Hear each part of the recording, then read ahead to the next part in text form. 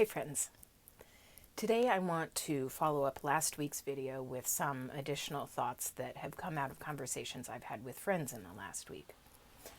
So the first was I was having a conversation with a friend and they were sharing a story very much like mine and the difficult feelings that came up for them about it.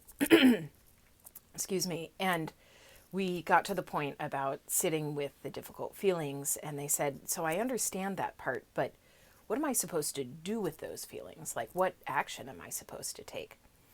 And I loved this question because it is so representative of this urge that I think so many of us have to always be doing.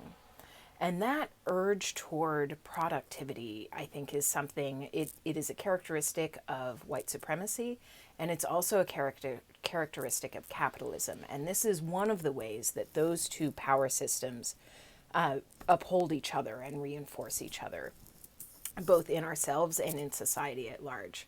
So it's an awesome question, and it also gives me the opportunity to share with all of you that's something always to sort of ask questions about in yourself when you notice it. Why is it that we value some kinds of work more than other kinds of work? That said, it's a great question. So what are we supposed to do with those feelings? And what I have typically found is that kind of bad feeling in myself is rooted in some kind of wound or harm or damage that I've experienced. And I can't think of a better way to describe the racism that lives inside me as a kind of damage that I have received from the society around me, from the world at large, the world that I live in. So to sit with those bad feelings is the work of healing. And what I said to my friend is what I need to do with those bad feelings is be with them and try to do the work that I attempted to do with my friends who I had emailed. So I had emailed these folks sort of I didn't realize it in the moment, but I was looking for some kind of absolution and recognition of myself as a good white person. Well, I need to do that work in myself. I know that urge and that desire to be seen as a good white person is something that has been existing in me for a long time. I expect that this is going to be something that I'm struggling with or engaging with for my whole life and my whole time in working in anti-racism efforts and spaces. So I'm familiar with it, and it's a place that I am continually coming back to try to heal. And that's the work for all of us to try to do with our difficult feelings, whether it's about the difficult feelings that come to us when we find racism in ourselves, or the difficult feelings we have in ourselves when we discover that we have hurt a friend in some way that's totally unrelated to larger social power structures. We do know there's a ton of research around that people who hurt are themselves damaged, right? So usually the way that we harm people around us are rooted in our own damage. And so the work of healing ourselves is also the work of healing the world.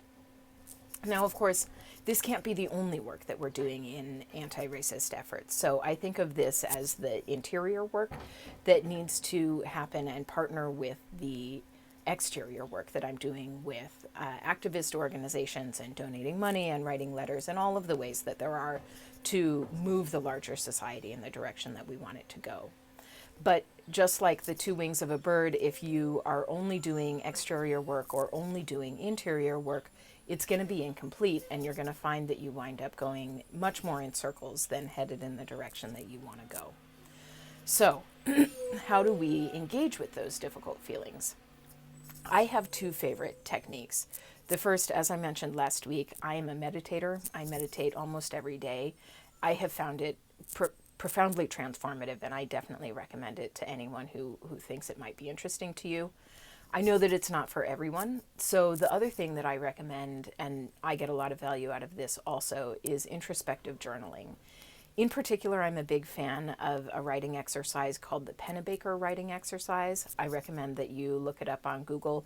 It's got a lot of research supporting its effectiveness, and it's a great way to engage with parts of ourselves that it's hard for us to get a clear look at.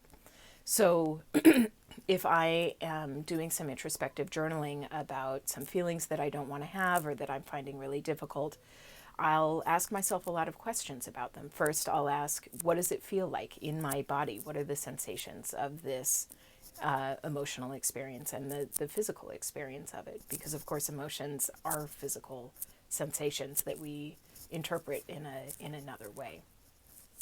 But I'll ask other questions too. How long have I been having this feeling? What other feelings feel like this? Or what other feelings live in the same part of my body? What can I do about it? What do I need to do to take care of myself around it? These are just some of the questions that I might ask. And of course, you might ask yourself different questions.